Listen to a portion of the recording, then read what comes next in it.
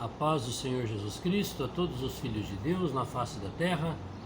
Aqui é o irmão Xavier do Projeto Vida. Nós estamos lendo a Bíblia, a Palavra de Deus, Novo Testamento, livro de Hebreus, capítulo 10. Temos visto aqui no livro de Hebreus que o Senhor Jesus, ele é o nosso sumo sacerdote. E todos nós somos sacerdotes, nós os que cremos e recebemos o Senhor.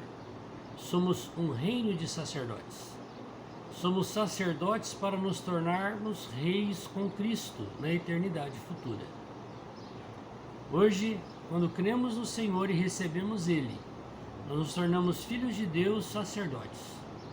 Se formos fiéis até o fim, nos tornaremos reis, para reinar com Ele pela eternidade. Então nós somos um reino de sacerdotes. E o Senhor, Ele é o Rei dos Reis e o sumo sacerdote. Com a morte e ressurreição do Senhor, Ele se tornou o sumo sacerdote.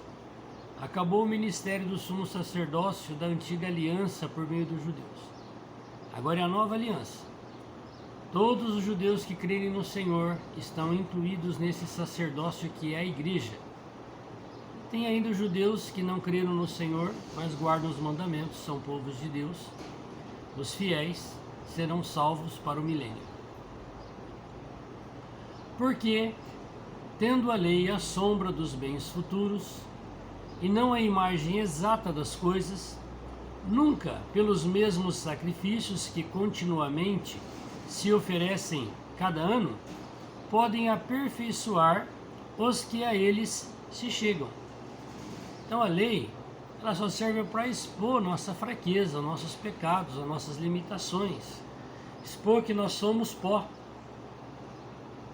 Mas ela é uma sombra da lei verdadeira, que é a lei do Espírito e vida, que é nós vivermos debaixo da lei de Deus no nosso Espírito.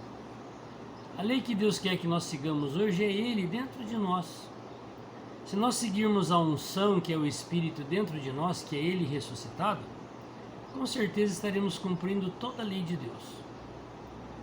De outra maneira, teriam deixado de se oferecer, porque purificados uma vez os ministrantes, nunca mais teriam consciência de pecado. Então o sacerdócio da antiga aliança praticava o sacrifício de animais a Deus, para que os animais fossem mortos nos seus lugares, para perdão dos pecados. Se isso fosse eficaz, não precisava depois de matar outro animal, outro sacrifício, não precisava. Nesses sacrifícios, porém, cada ano se faz comemoração dos pecados, porque é impossível que o sangue de touros e dos bodes tire os pecados. Se não tira, por que Deus instituiu? Para mostrar que Ele é o Cordeiro de Deus que tira o pecado do mundo.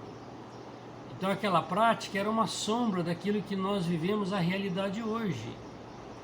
Quando caímos em fraquezas, precisamos nos arrepender e nós aplicamos o sangue do verdadeiro Cordeiro, que é Cristo, que é Deus, vestido de carne, que derramou o próprio sangue dele para nos dar vida e nos perdoar eternamente.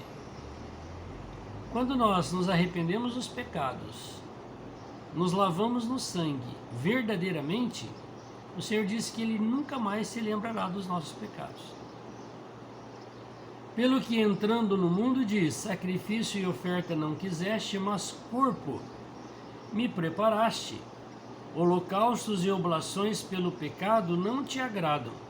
Então disse, eis aqui venho, no princípio do livro está escrito de mim, para fazer, ó Deus, a tua vontade. Então Deus, vestido de carne, se apresentando como filho, veio para fazer a vontade de Deus como Pai. E isso Ele fez por meio do seu corpo, e apresentou o seu corpo como um sacrifício vivo e agradável ao Pai, que é Ele mesmo. Como acima diz, sacrifício e ofertas e holocaustos e oblações pelo pecado não quiseste, nem te agradaram, os quais se oferecem segundo a lei. Todos os dias, de manhã e de noite, era praticado o holocausto. E ele vai voltar a ser feito lá no templo em Jerusalém. Logo vai começar. Então disse, eis aqui venho para fazer, ó Deus, a tua vontade. Tira o primeiro para estabelecer o segundo. tira o holocausto de bois, de touros, de pombas, para estabelecer o segundo.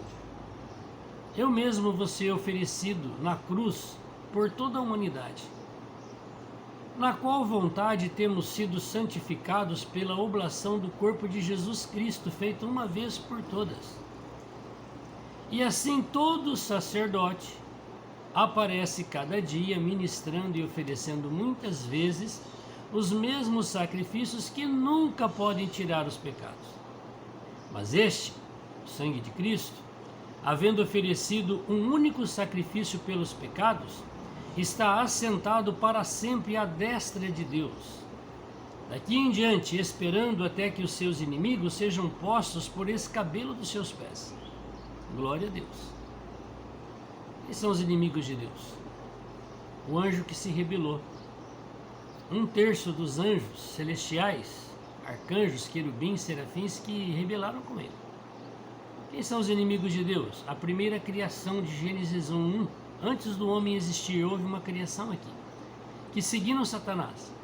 Infelizmente, todos os homens que seguirem ele, todos serão colocados debaixo dos seus pés. Quando Cristo morreu na cruz, ele já fez essa obra. Ele fez todas as coisas, colocou debaixo dos seus pés e o deu à igreja, que é o seu corpo. Mas essa igreja não é denominação, religião com nome de igreja, placa de denominação, não. Só tem uma igreja. É para essa que o Senhor entregou todo o seu domínio e o seu governo. E é esta igreja que vai atirar Satanás para baixo e daqui para o abismo. São os vencedores do corpo de Cristo. Porque com uma só oblação aperfeiçoou para sempre os que são santificados. E também o Espírito Santo nolo testifica, porque depois de haver dito: este é o concerto que farei com eles depois daqueles dias, diz o Senhor. Porei as minhas leis em seu coração e as escrevereis em seus entendimentos. Aleluia! A lei, escrita aqui nesse livro, na Bíblia, isso aqui é um livro qualquer. Pode pôr fogo, joga fora. O que está escrito nele é que é precioso. Mas tem pessoas que idolatram o livro. Ah, o livro sagrado. Não, ele é um livro. Agora, o que está escrito nele é a verdade. Veja, aqui o Senhor está dizendo que esse concerto ele fez para sempre e escreve no entendimento, no coração. Então, quando nós passamos a ter comunhão com Deus, ele fala todo dia, ao vivo e a cores, como nós estamos aqui falando. E nós o ouvimos dentro do nosso espírito. E ele escreve o que ele aprova e o que ele desaprova dentro de nós por meio da nossa consciência. E jamais me lembrarei dos seus pecados e das suas iniquidades. Ora, onde há remissão destes, não há mais oblação pelo pecado. Maravilha, não é? Não pensa você que você vai fazer uma penitência e vai subir escadaria de joelho e andar carregando cruz de pau nas costas, que isso vai resolver o seu problema de pecado, de conflito, de ofensa contra Deus. Isso não resolve em nada o teu problema. O que é que resolve o nosso problema? É nós crermos nesta obra eficaz que Deus fez por nós, Ele mesmo se oferecendo como um homem para perdão dos nossos pecados para sempre. Você prefere ir lá falar com o Papa, com o Padre, confessar o seu pecado para ele, que ele é um pecador pior que você e não pode fazer nada por você. E ele manda você fazer reza, isso é tudo enganação. A única coisa que perdoa o pecado do homem é o sangue de Jesus Cristo, o Senhor, porque Ele é Deus. E Ele morreu e ressuscitou, está em todo lugar e está até dentro de você, se você creu. E se você não creu, você chama Senhor Jesus, Ele entra em você. Você não precisa ir até um homem de Deus, uma mulher de Deus, um apóstolo, um pastor, um presbítero, um padre, para você poder se resolver o seu problema com Deus. Você mesmo vai diretamente com Ele. E Ele vai resolver o seu problema eternamente de graça pela fé. Não tem propina, não tem grana. Mas infelizmente muitas pessoas preferem trocar a verdade de Deus, que é de graça pela fé, pela enganação dos sistemas que até compram as suas almas e usam a Bíblia para comprar. Prega o Evangelho, as pessoas crendo no Senhor, batiza em nome do Senhor Jesus, em nome do Pai, do Filho e do Espírito Santo, e depois fala assim: você é da nossa igreja. Qual igreja? Assembleia de Deus, Quadrangular, Batista, Testemunha de Jeová. Isto não é igreja, isso é um partido político religioso com o nome de igreja. Igrejas são todos, inclusive os que estão lá, mas eles não são uma igreja separada.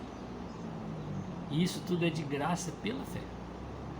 Como é bom nós termos o pastor, que é Deus, dentro do nosso espírito, e sermos conduzidos por Ele, porque Ele é cheio de amor e de misericórdia. Que sofrimento seguirmos um sistema religioso que não vai dar em nada, não vai resolver o seu problema espiritual, e você vai se tornar um escravo de um sistema debaixo de uma vara de ferro de um ser humano usado pelo inimigo de Deus para usurpar a sua mente. Aqui no livro de Hebreus, o Senhor está dizendo: eu sou o sumo sacerdote. Todos os que creram são sacerdotes. Pronto. Os fiéis se tornarão reis, sacerdócio real. Quem não for fiel, foi só sacerdote. O livro de Hebreus mostra que o Senhor, uma vez por todos, resolveu o nosso problema. Isso é uma questão. Eu não acredito. Continua com seus pecados, na sua prática, na sua escolha. Eu não acredito que a igreja é isso. Continua seguindo os sistemas religiosos. Todos nós temos liberdade. Você pode fazer o que você quiser. Até adorar o diabo, chamar ele, invocar ele, você pode fazer. Mas Deus quer nos dar a graça de nós vivermos na comunhão e na presença dele. Nós e ele. Vamos falar com ele? Papai do céu, te adoramos. A sua obra na cruz foi eficaz. Nos lavou com seu precioso sangue, nos deu a salvação de graça pela fé, nos libertou, Senhor, do pecado e de todo tipo de sistema. Hoje, Senhor, vem nos iluminar. Tire a cegueira e as escamas dos nossos olhos. Nós não queremos, Senhor, ser oprimidos pelos homens, pelo diabo por meio dos sistemas. Salva-nos, Senhor. Ilumina teu povo, ilumina aqueles que estão te trocando, Deus Espírito verdadeiro, por imagens de escultura, por idolatria, te ofendendo, adorando o Senhor e adorando as imagens de escultura. Senhor, só o Senhor pode nos convencer do pecado, da justiça e do juízo. Nós queremos desfrutar daquele Espírito que o Senhor prometeu, que é o teu, que o Senhor ia derramar sobre toda a carne, que o teu conhecimento ia chegar para toda a carne, todos teriam entendimento da tua palavra, e que, como o Senhor já falou aqui no livro de Hebreus, não haveria necessidade de que ninguém nos ensinasse. Por isso, Senhor, nós queremos ser ensinados pelo próprio Deus, o nosso Criador, o Senhor, o nosso Salvador. Aceita nessa manhã a nossa gratidão, a nossa adoração. Se manifesta, Senhor, no teu povo, em toda a carne, Senhor, para que tenham a oportunidade de crer e te receber. Salva-nos, Senhor, dessa geração má e maligna e perversa. Nós temos o mesmo veneno que todos os homens.